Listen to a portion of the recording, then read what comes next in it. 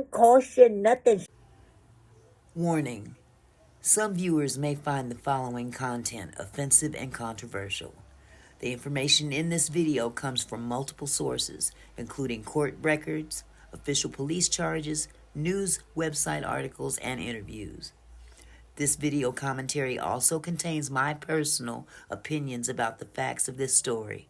The point is to use this story as a cautionary tale in hopes of preventing tragedies like these to children going forward. Viewer discretion is advised. Hey YouTube, it's Auntie Mickey. It's been a minute since I've done a video like this. I'm having a hard time doing this. I'll be the first to admit it. But it's so disturbing, and I'm sure most of you have already heard about all this, unless you've been under a rock. If you've been under a rock, let me clue you in on what's happened. A mother of 3 in Pontiac, Michigan, abandoned her 3 children in a beautiful, what once was a beautiful townhome, I would think. Except she didn't abandon them, and go on a trip or anything like that, or just leave for good. She left these kids alone for 5 years. I didn't stutter. 5 years. This woman's name is Kelly Marie Bryant. She's 34 years old. And would you believe it? She's the daughter of a pastor. She's now facing life in prison. Her bail has been set at $250 million. Not $250,000. $250 million. Apparently, these kids were ages 7, 8, and 10 at the time that she moved out. And it's believed that she moved out and left those kids behind to fend for themselves, basically. During COVID, sometime between the spring and summer of 2020, okay? Oh, but she was at least conscious enough to bring them food, or actually have DoorDash bring them food, or Instacart to bring them food to make sure that they at least ate. But they never had any hygiene products delivered there. She never delivered or provided any type of toothpaste, toothbrushes, soap, nothing like this. Now, of course, these kids are much older now. They're 5 years older. It was 2 little girls. And like I said, at the time, it was 7 and 8. The girls were 7 and 8. The boy was 10. Now the boy is 15. And the girls are 12 and 13 years old. This woman, this diabolical tramp, yeah, I'm going to call her out. This diabolical, good for nothing, don't give a damn about nobody but herself, heifer. I could say more, but I'm going to try to refrain from giving her every name in the book.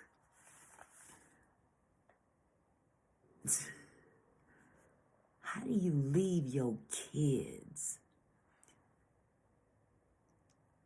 so you can go gallivanting off to who knows where? It was said that she only lived about 6 minutes away. The squalor that these children lived in is reprehensible. And the video will show you just what kind of conditions they were living in. The little boy, and I'm going to call him little boy, even though he's 15 now. This abandonment that she did to these kids set their minds back. Right? They regressed in terms of their developmental learning, never went to school. These poor babies just fell through the cracks, and their mother made sure they stayed in them cracks. This woman told them children, you better not leave the house. You better not answer the door. You better not step outside. Now, we don't know what she told them kids that she would do if they did such a thing. But the older boy did say at one point that he did step outside 2 times in that 5-year period. He stepped outside 1 time to check the mailbox. I don't know what possibly he could have been waiting for in the mail. Maybe she told him to. I don't know. I can't imagine that she would tell him to check the mailbox if she's hiding them, because that's what she was doing. She was hiding her children so she could live her best life. She was a little Instagram, Facebook hoe. Instagram, Facebook hoe. Living her best life. Hair done, nails done, skimpy clothes on her hoe ass. Skimpy hoe ass clothes on her hoe ass. Posts on Instagram. I'll show you that too. She says here, I love him with my whole ass. Would have said my heart, but my ass is bigger. Ain't that about a blip, but you got kids at home. She even had the audacity, the mitigated gall, to make a post on Instagram announcing to the public that there was free food being given away by some community center of some kind. Hey, y'all, come out here and get this free food. They giving out free food, y'all. Come get it. Hurry up, hurry up. It never occurred to you to take some to your children as they suffer in silence. And your children are living in squalor. And the last time she made sure that they had anything to eat, she brought them a loaf of bread to share for 3 days. Y'all take this. You should be all right. It bothers me because, number one, I'm a daycare provider. And number two, I've noticed the shift. I've had many children come through my house. And I'm not going to say all parents are the same, because they're not. But there's a certain type of parent out there now, specifically the mother. There's a certain type of mother out there now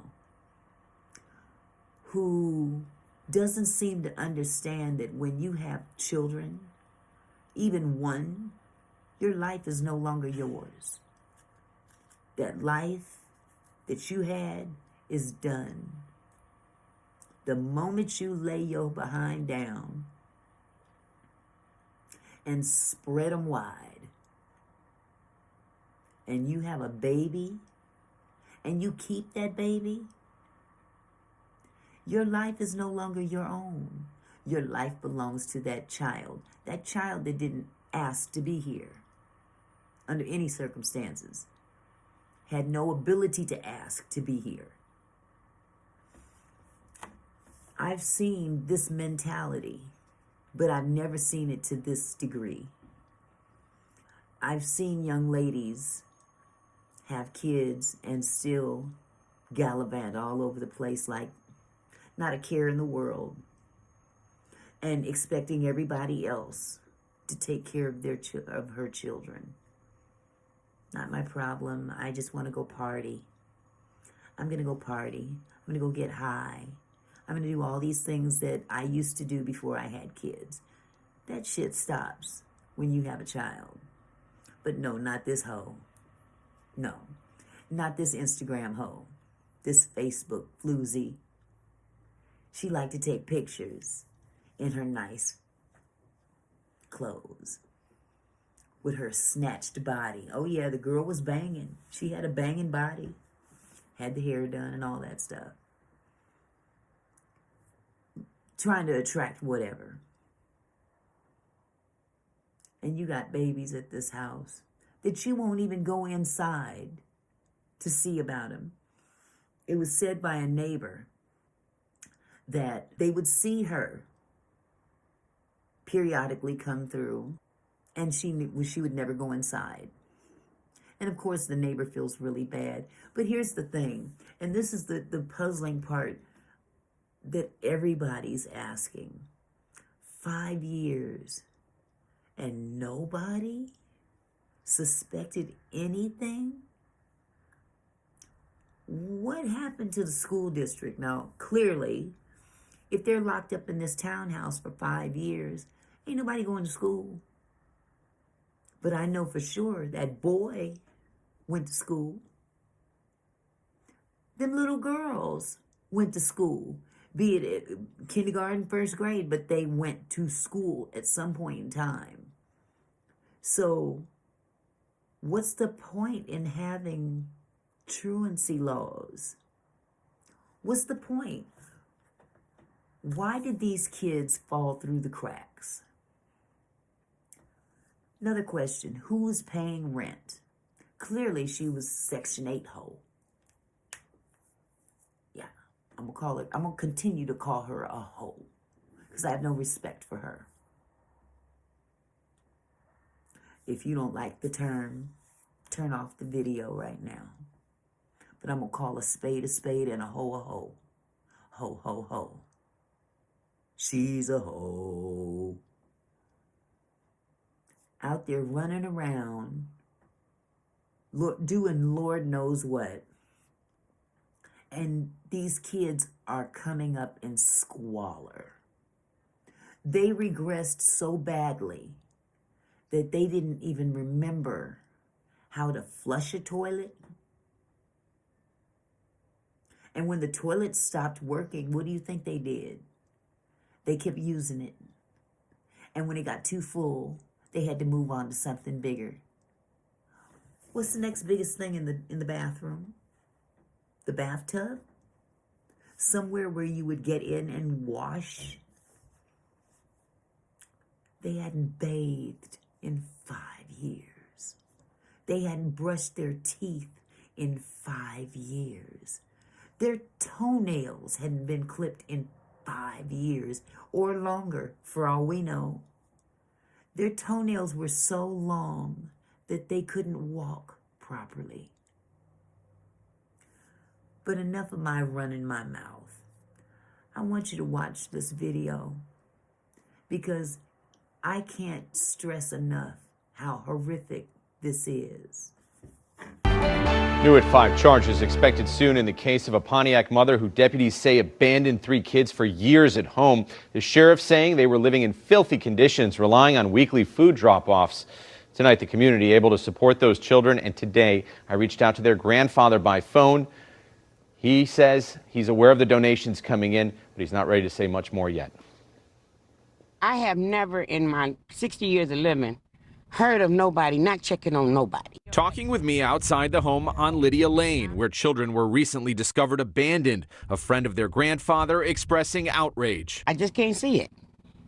I mean, it's just sad. Deputies say the mother was arrested after a welfare check led to discovery of girls ages 12 and 13 and a boy age 15 left alone for several years. They say mold, human waste, and garbage was found throughout, and the sisters were found locked in a bathroom. Today I visited both the home and sheriff's office as deputies gathered donations of clothing for the kids who are now staying with family. Can you speak to the great need that these children have for assistance? Yeah, I mean, obviously, having not been outside the house for literally at least since 2021, if not longer, there's a lot of things that they don't have. Deputies say the children had not been to school in years and the girls were sleeping on pizza boxes. While unavailable for an interview today, their grandfather telling me by phone he was not aware of what horrible conditions the children were living in, and their father was also not notified.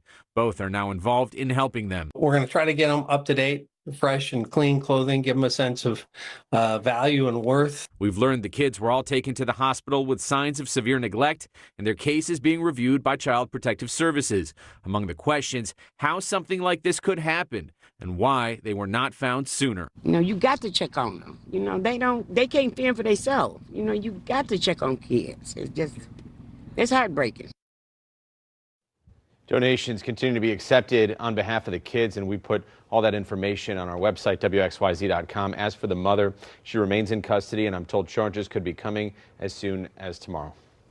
What a tough story, partner. Yeah, and we'll be following that up. Thank you. Now, fortunately, Pontiac is a very, very giving community.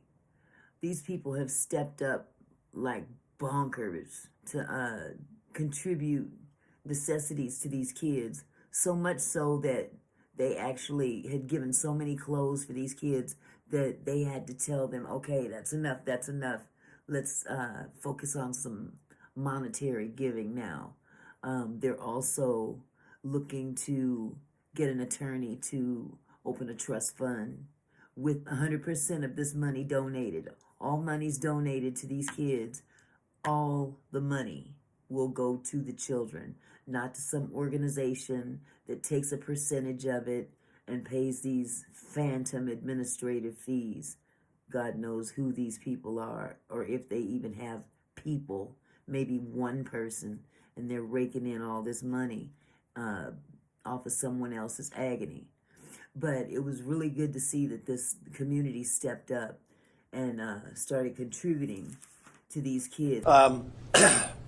One of the first questions is that we've heard from a lot of people is, where was the dad during this? So to back up a little bit, the father had been incarcerated for a period of time and had no contact with the kids. When he came out, he sought the opportunity to reunite with the kids and actually filed some legal papers in court to try to get visitation and those kinds of things. A consent agreement was arrived at in 2022, but the mother still would not allow him to see the kids. So that's what we've learned so far, at least preliminarily. We're going to go back and double check all these timelines and that kind of information. So he, in essence, had lost contact with the kids. And that's where that stood. So we've had questions about that. The other questions that we've had was, who were the other people potentially dropping food at the house other than the mother? So far, again, the investigation is pretty layered and complex given that it's going over years. But it appears that those are companies like an Instacart or a DoorDash, things like that. So far, none of the people that were coming to the house had any awareness that there were kids inside or the situation in which they were delivering to. Obviously, the question was somebody dropping food off knowing there's kids there? No information at this point leads us to believe that. The kids were forensically interviewed with our partners at Care House. They've already been seen once at McLaren. We intend to have them at a much more detailed both physical and mental health kind of checkup, if you will, that will happen hopefully this week. When our detectives saw them at their interview at Care House, they were already making amazing progress, having had some tender love, having had some supportive care, having been put in new clothing and some basic hygiene. The one detective said that the little girl was talking quite a bit. So that's super exciting to see that happening. So inside of the home, as I had mentioned with these pictures, trash was piled, in some places 3 and 4 foot high. Everything was covered with feces and trash. The toilet had become non-functional, and the bathtub was filled with feces. That's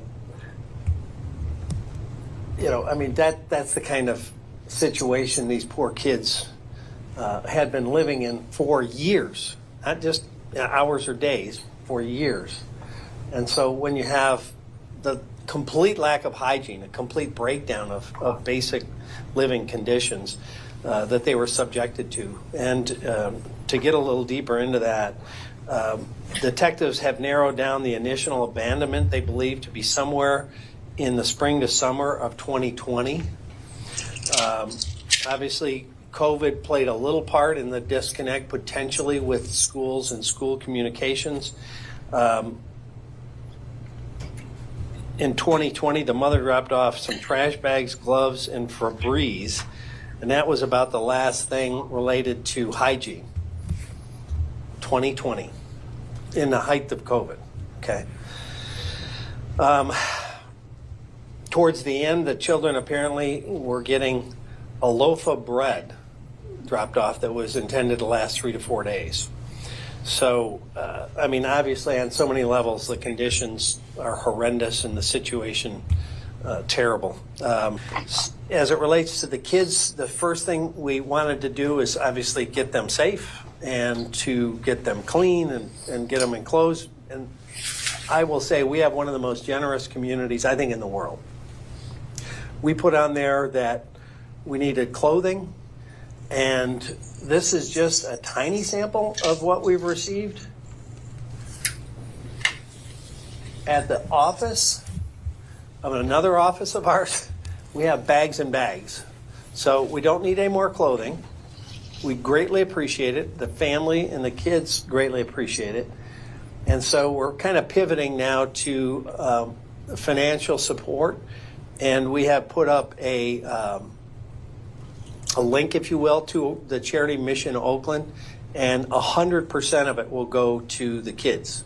Unlike some of the traditional fundraising methodologies you see out there, they take a percentage, 100% of this will go to the kids.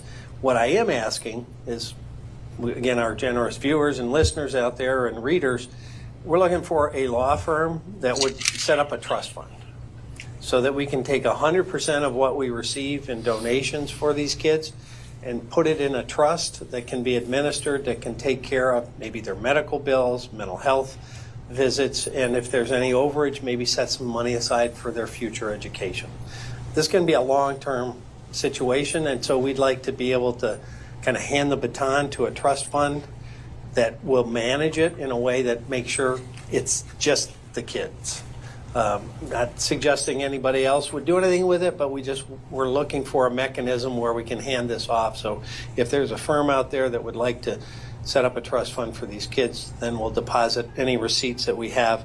In a very short period of time, I think we've already got the $15,000 to $20,000 in on our donations. So we're going to, obviously have some real dollars to be able to give these kids, but that won't make up for the 3-4 years that they've been subjected to these conditions. The other thing I'd like to mention, the family is asking, apparently, some of the folks that are now involved with the kids that didn't know, that's another question we've asked, they didn't know what was going on with the kids. They had been told by her that somebody else was babysitting the children or other kinds of things. So they were unaware what was happening so far, according to our investigation. But what they're asking is they feel like they're being hounded by media outlets. So they'd like to get some privacy for their kids and the grandkids and the aunts, and those folks want just a little bit of a safe bubble, if you would. So they asked that, which of course we're going to do. Now, on another front, all of us are asking, how the heck did this happen? How did we lose 3 kids? How did they fall through the system? The community, the relatives, the schools, how did no one know? And the easiest answer we could come up with, and I put on my old legislative hat, and thank heavens we've got a person on our staff that also had worked in the legislature, and we examined the school code, and there's some gaps that we think in part allowed this to happen. And so what we're going to suggest is there needs to be some changes in state law. Right now, basically, there is no specific duty required that is triggered by certain actions. So what I mean by that is a school district, in this case, received a request for records from another school in Pontiac, but no verification the children ever moved to that school. And so at some point, when they didn't show up, they were just dropped off the enrollment of the school that sent the transcripts. So no one knew that they were nowhere. And so what we're proposing, and we're already communicating to a potential bill sponsor, is some amendments to the school code that will close that communication gap so that before a child is unenrolled, they have to obtain written confirmation that child's someplace else. That doesn't happen now. And that's what happened here, it appears. It's still, again, being investigated because we're going back years and trying to check records, but it looks like based on that request for records, neither of them knew where that child was and presumed, I guess, that the other one had the children.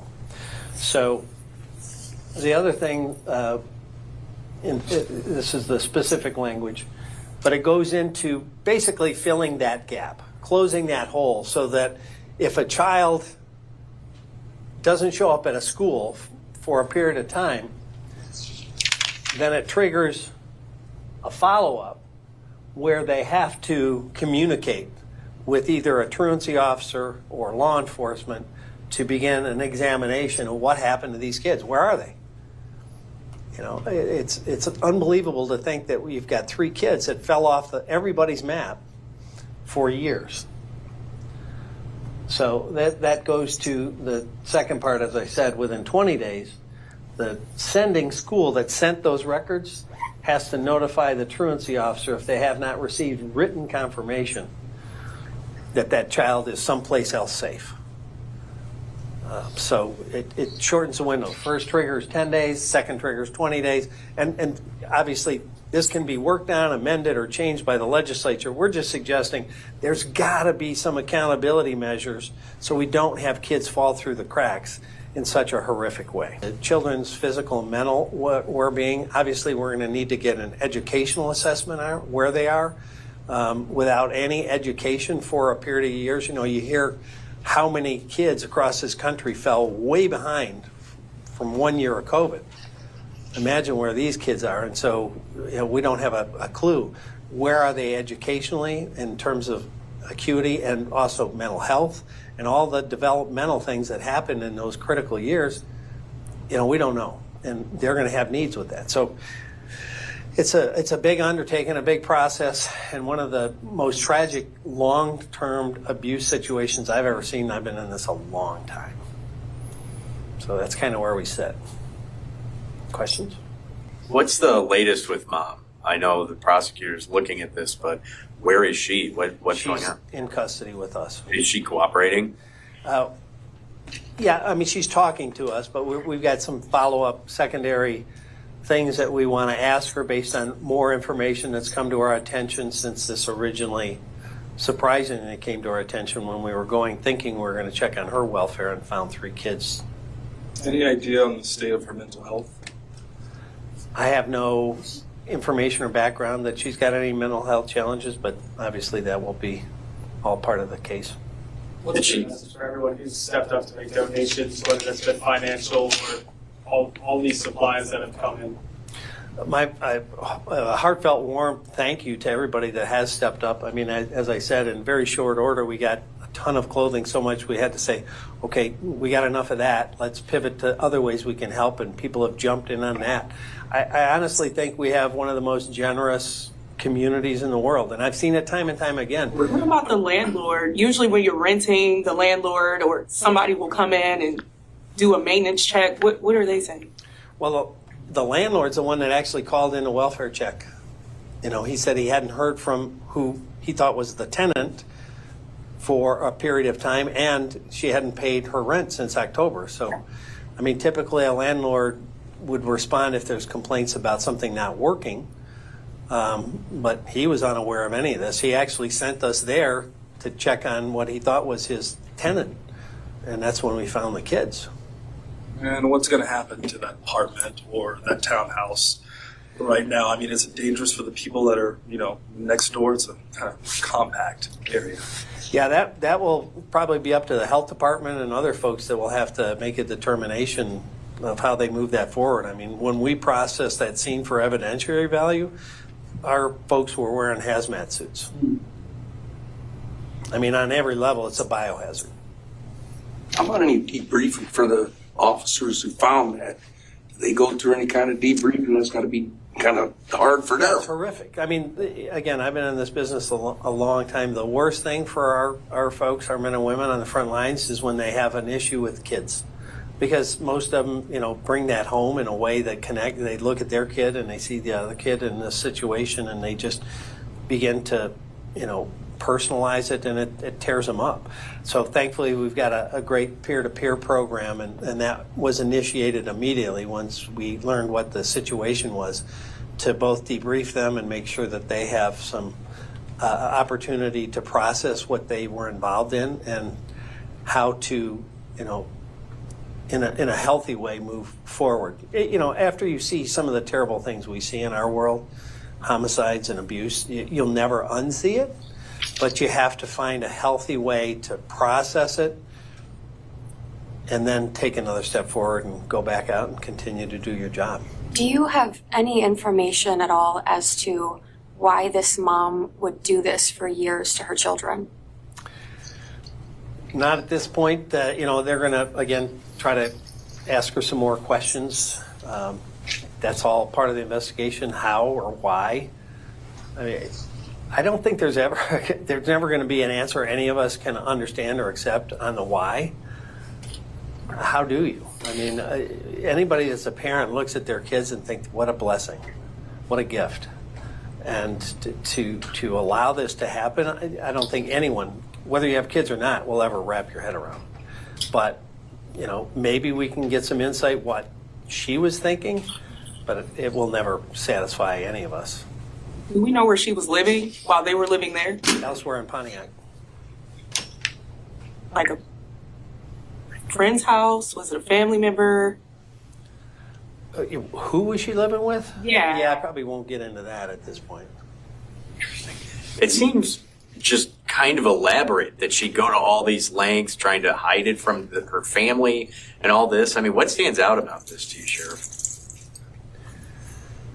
Yeah, I mean, the complexity of it, the length of it, I mean, on so many levels, it's just hard, again, to wrap your head around. If you don't want to be a parent, you know, then there's mechanisms in place. There's methodologies to either give your child up for adoption or to other family members. There's never an excuse to abuse your child or abandon your kids. There just isn't. There's so many people that are just wanting a child in their life out there. And I know there's, you know, a lot of kids that haven't been adopted, but anything's better than this. You know, if that's not in your wheelhouse to be a parent, then, you know, let someone else have a chance at that role. Thank you.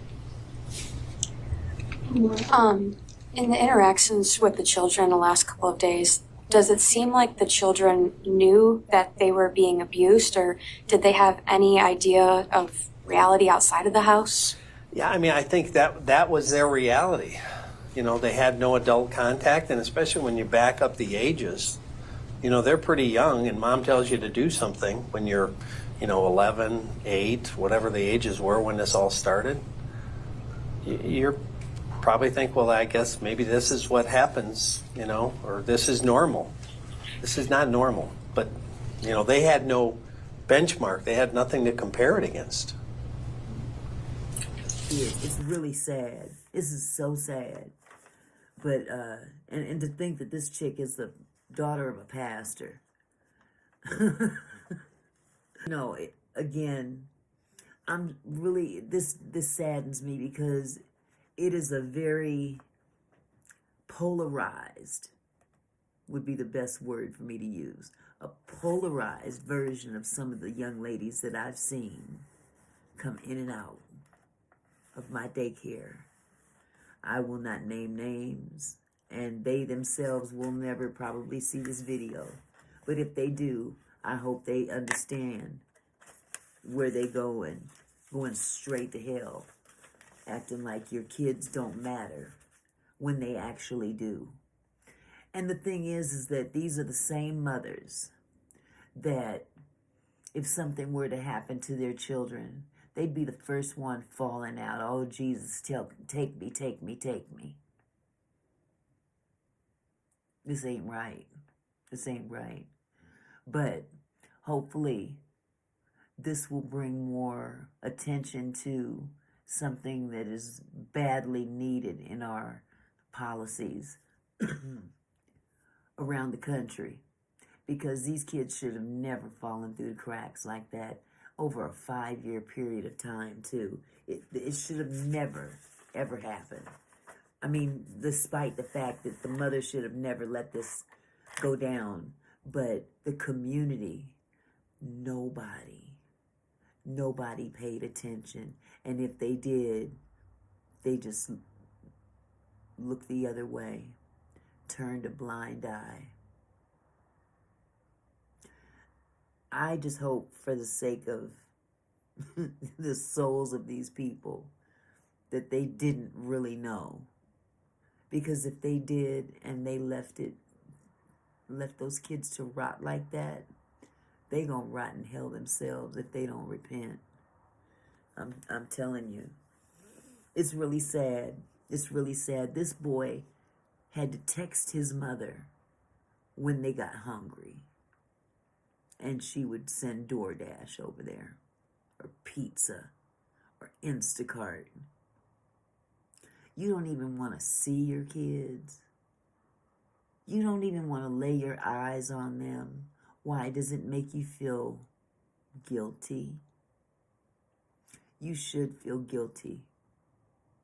And you know what? This is the thing, is that if she hadn't neglected paying rent for the month of October 2024, I wonder how much longer they would have been in there, because it was the landlord that called the wellness check. She hadn't paid rent since October, only to find 3 little kids, older kids now, but 3 kids nonetheless, hiding, cowering. They said that the little girls were in a locked room. Now, I don't know if they locked the door themselves or what, but they were that afraid that they locked themselves in a room. The boy was hiding in another room, and nobody had any idea that these kids were there. Can you imagine? Can you imagine being a cop, going in there looking to see if there's, a deceased individual in there that nobody's heard from? They're concerned about her, and she's the one that's the monster. No.